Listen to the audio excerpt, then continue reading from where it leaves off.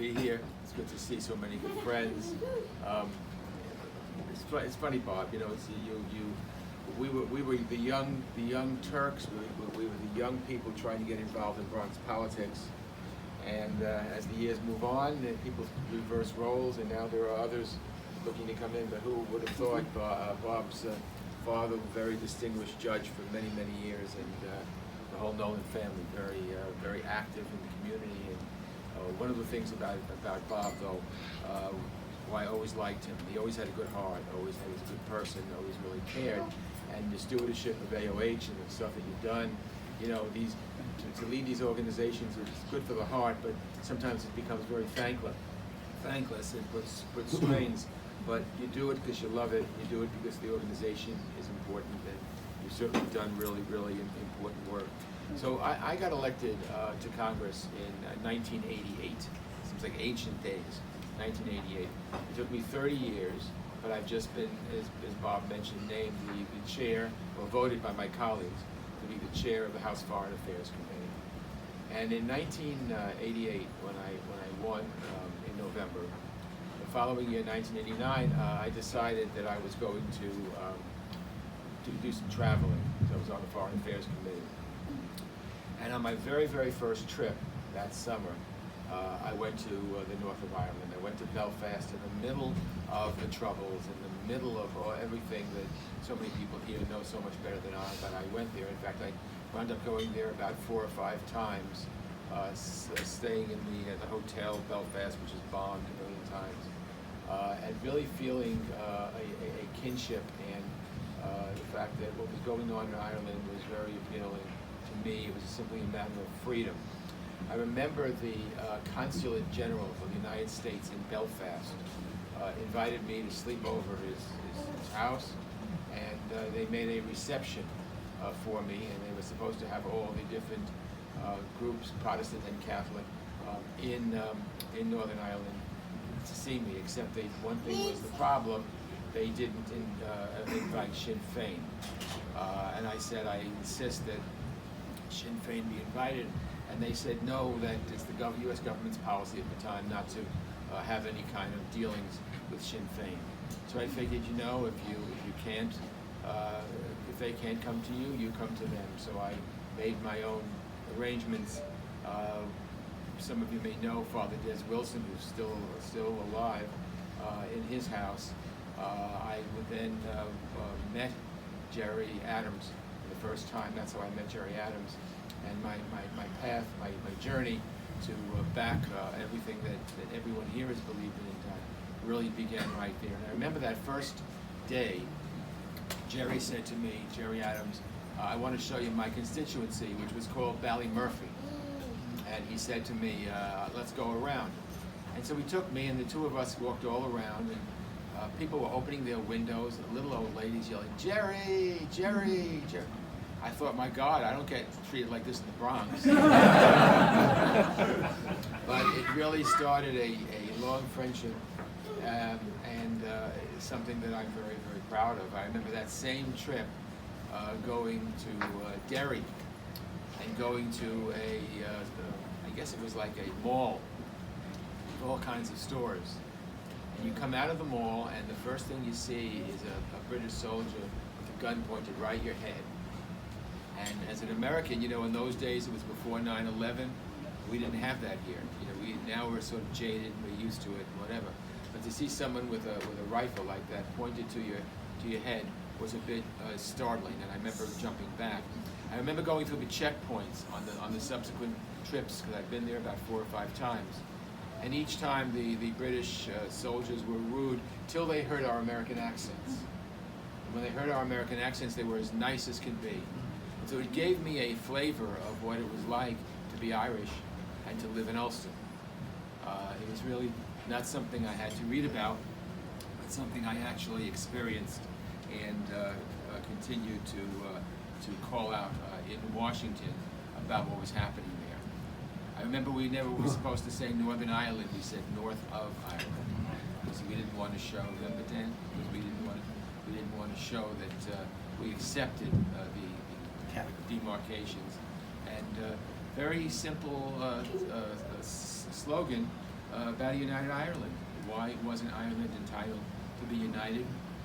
One island. Why was it divided? And then here at home, I got involved in so many things.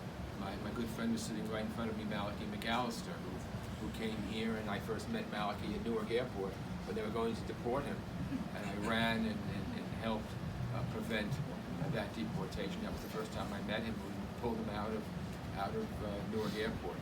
And there have been many. I remember that when I started, remember Joe Doherty, Free Joe Doherty, big thing. He was held in Manhattan, the police station for months and months and months, until we were finally able to get him released. And a funny story I like to tell, which Martin knows because I told it the other time I was here, was, they say that those of us that have New York accents or Bronx accents are very difficult for people to understand. Well, I find people with the Northern Ireland accent hard to understand. And I remember going up to a group of people that were talking, and they were talking with each other, and I really had to strain my ear to understand what they were saying. But two of the words I heard them say was Martin Galvin. So Martin is a treasure from here all the way to Belfast. That's what happened. We fought in those days for the Good Friday Accords, and this is an anniversary. Which one, Lori? 21st. 21st anniversary of the Good Friday Accords. But you all know there's still a long way to do. Malachi is in danger of being deported, which is the most ridiculous thing after all these years. And there are still, from time to time, with Brexit, I'll talk a little bit more about that a little bit later with Brexit. But we still have our work really cut out for us. Sean Mackin was one of my great friends. I first met Sean when they were going to deport him, and I had to intercede to prevent his deportation. They were sending him all kinds of threats in the mail, feces, and all kinds of other disgusting things.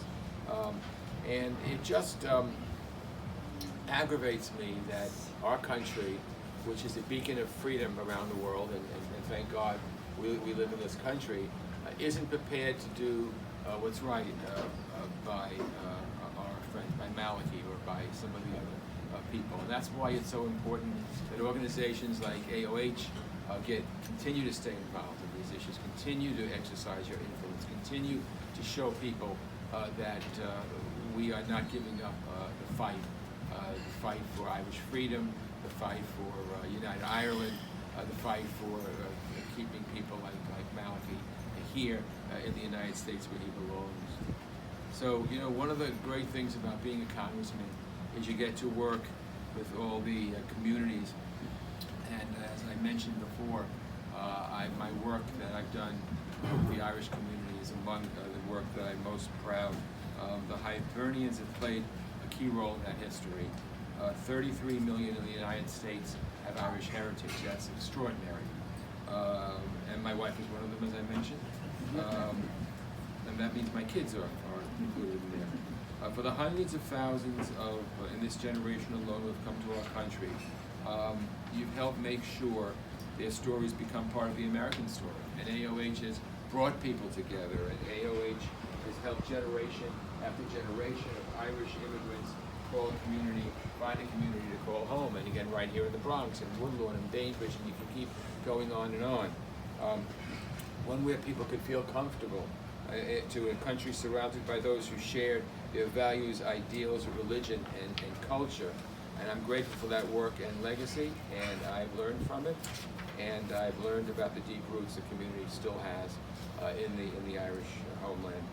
And that's why the relationship between Ireland and the United States has always been a top priority for me. The Taoiseach was in Washington a couple weeks ago for the luncheon, the annual St. Patrick's luncheon, which I had the honor of attending. So we're fighting the good fight. International Fund for Ireland. I recently joined with other lawmakers to request $5 million in support from the United States in 2020. It's interesting because you remember the old days we were trying to say we should take money from the International Fund for Ireland because they were biased against Ireland, and we didn't like what they were saying. But times change, and now it's important. And again, 21 years ago this Wednesday was a watershed moment, putting Ireland on the path towards peace and stability over time and promoting an ongoing reconciliation process. We knew it wouldn't happen overnight. It's still problematic, but we're still working. I've staunchly supported the full implementation of the Good Friday Agreement, and I've called on the British government to uphold its commitments when it has failed to do so, when it has failed to provide justice and peace to victims of some of the conflict's ugliest moments. You know, I remember my first year in Congress in 1989, Queen Elizabeth was coming to visit, and you know, she's obviously royalty and somebody that under ordinary circumstances you would like to meet and take a picture of. I refused to meet her because of the situation in the north of Ireland, and every now and then I think, gee, it would have been nice to kind of have a picture with her. She's been there for so long. I was in first grade, and I'm no spring chicken anymore. I was in first grade when she was installed as Queen of England, and so she's been there a long time, but I wouldn't do it because I figured it might show that we were somehow not holding the Brits to the fore when in the whole Northern Ireland situation, so I didn't do it. So, with your support, I've supported legislation making America's commitment to Ireland clear, pushing for robust American diplomacy to help see the agreement through, and calling on all parties to make the agreement's vision a reality. I've worked to make sure that American and International Fund for Ireland investments in the North support businesses that engage in fair and equitable hiring practices and comply with the McBride principle. If you remember those were very important. And last year I wrote to the British Embassy urging him and his government to act with the decency that is due in an inquest of the Ballymurphy massacre. I called on the government to fund such an investigation because the victims and the families of the victims of the massacre deserve transparency, deserve answers. And while overall relations between the British and the Irish have gotten much better over the past several years, several decades, today these relations are once again strained by choices made contrary to the desires of the people of Northern Ireland. More than 60% of people in the north of Ireland oppose Brexit. Now the resolution of Brexit hangs in large part on the question of the border between the north of Ireland and the Republic. Since the beginning of the process, the issue of a potential hard border on the island of Ireland has been the top concern for me and others. And today, with the possibility of a no-deal Brexit, we grow closer and closer to an unacceptable solution that jeopardizes all the peace that has been built and the progress that's been made.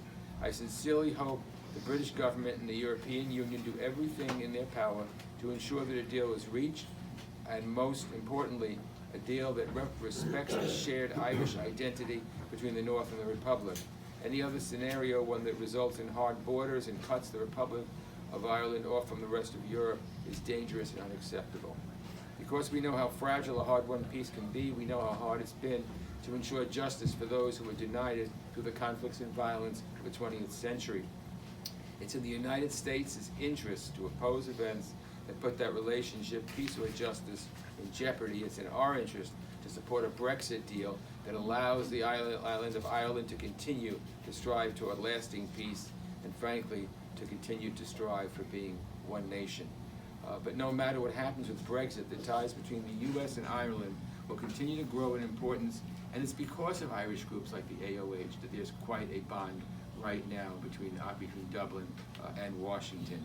As the only English-speaking member state of the European Union, Ireland will serve as an important gateway for Americans and American businesses as they look toward Europe for opportunity, trade, and investment. This has potential to drive prosperity and strengthen the bonds between the people of the U.S. and Ireland, but peace is a necessary prerequisite for that potential to be realized. So let me tell you, in the days ahead, I will continue to get behind every effort to support Irish-American communities, build closer ties between the U.S. and the Republic of Ireland, and promote peace, justice, and meaningful reconciliation on the conflict between the North and the Republic. But as this organization knows better than anyone, the more voices shouting support for these efforts, the better. I hope you all continue making the case that this is an important relationship, one worth our focus and hard work, and we've got to put that little extra time on to make sure Malachy is allowed to stay. It would be a travesty if he were forced to go back, and we're going to do everything we can together to, as we have over these past 20 some odd years, to have him stay. I consider him a personal friend and someone with a good heart and a good mind, and someone who cares not only about his community but about all communities. So, Malachi, we're going to try our best, and hopefully, as we have gone to the brink so many times with you, we'll go to the brink again, but we'll win, which is another ridiculous thing. Why does it always have to go to the brink? Why can't it be adjudicated once and for all? In a situation where, and I just was at the border last week of Mexico and Texas, and when so many people are coming to this country, want to come to this country, and it's controversial, and I do believe that people should be allowed to immigrate. You have a man here who has an exemplary record while he's in the United States, and we all love him and support him, and hope we can do it. So again, thank you. It's really an honor to be here this morning. Thanks for everything you're doing, and you can always count on me. You can always call on me. Thanks a lot.